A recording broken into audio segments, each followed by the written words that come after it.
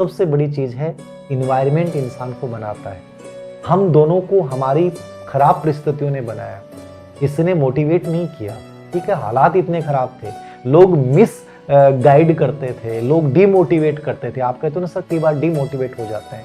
Demotivation एक स्वाभाविक प्रक्रिया आएगी, वो अपने आप आती है, याद रखना। कई बार ऐसा लगता है कि मैं थक चुका हूँ, मैं हार चुका हूँ, ठीक है, लेकिन फिर से उठना पड़ता है क्योंकि हालात आपको स्ट्रॉन्ग बनाते हैं। वो कहते हैं कि बेटा तू हार नहीं सकता, तुम्हें आगे जाना है। तो हम तो यूं ही उठे, याद रखना। मैं तो आप लोगों को इतना प्रेरित करता हूँ, इतना मोटिवेट करता हूँ, लेकिन मुझे तो किसी ने नहीं किया, लेकिन मेरे हालात ने किया। यही अनिल के साथ रहा है। चलो अनिल को तो मैं भी मिला, मैंने भी इसको बताया कि तू आगे जा सकता है, क्योंकि मैंने इसकी संभावनाओं को देखा है। तो कहने का मतलब ये है, लाइफ में कमजोर बनोगे तो कमजोर ही रह जाओगे। अपने आप को शक्तिशाली रूप से जियो, अपने इरादतन जियो, याद रखना। ये चारों तरफ की दुनिया बहुत खूबसूरत है। और मैं आप कह रहे हो ना कि मैं भी उत्तराखंड गया था, मैं नैनीताल गया, मैं रानीखेत गया। मैंने दोनों जगह एक चीज नोट की, मैं जहां भी जाता हूं, मैं घूमने से ज्यादा मैं सोचता हूं, मैं वहां ये देखता हूं कि यार ये चीज कैसे बनी है। उतने गजब के पहाड़, इतनी गजब की ऊंचाई, बड़े गंदे गंदे रास्ते एकदम से। लेकिन मुझे लगा कि उन गंदे रास्तों पे चलने के बाद, उन डर के बीच में से निकलने के बाद, क्योंकि रास्ते यूं हैं और ऐसा लगता है कभी चट्टान ऊपर से आ जाती है, कभी भूस्खलन हो जाता है, कभी लगता है कि सामने से गाड़ी आ गई तो नीचे भी गिर सकती है, पता नहीं क्या क्या डर लगते हैं। लेकिन जब उस डर को तुम पार करके जब ऊपर पहुंचते हो ना, उस हिल स्टेशन पे, तब लगता है यार ये तो जन्नत है।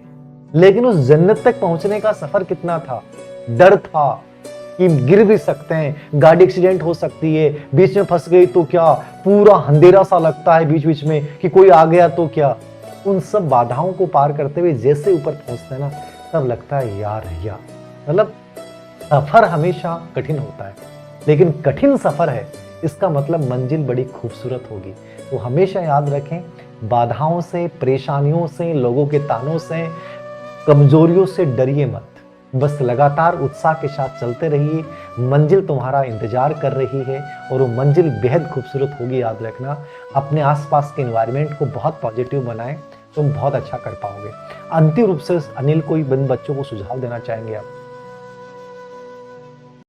महत्वपूर्ण सुझाव, प्रतियोगी परीक्षाओं के दौरान जो तनाव आता है उसको बड़ा मैनेजमेंट करके रखना है। तनाव मैनेजमेंट के भी तरीके हैं, जैसे आप लगातार पढ़ते हैं उससे भी तनाव आता है। आप जब 1-2 घंटे हो जाते हैं तो कुछ गैप रखिए, 5 या 10 मिनट का कुछ गैप रखिए, कुछ माहौल को बदलिए, आंतरिक माहौल को भी बदलिए। बाहर के माहौल के साथ साथ आंतरिक माहौल को बदलना भी जरूरी है। और वो जो माहौल बदलेगा उससे पॉजिटिविटी आएगी, उस 5 मिनट से जो पॉजिटिविटी आएगी वो अगले 5 घंटों तक आपके अंदर की जो ऊर्जा है उसमें संचारित करेगी। तो बार बार अपने आप को पॉजिटिव रखें, अपने अंदर की जो वैचारिक ऊर्जा है उसको बनाए रखें।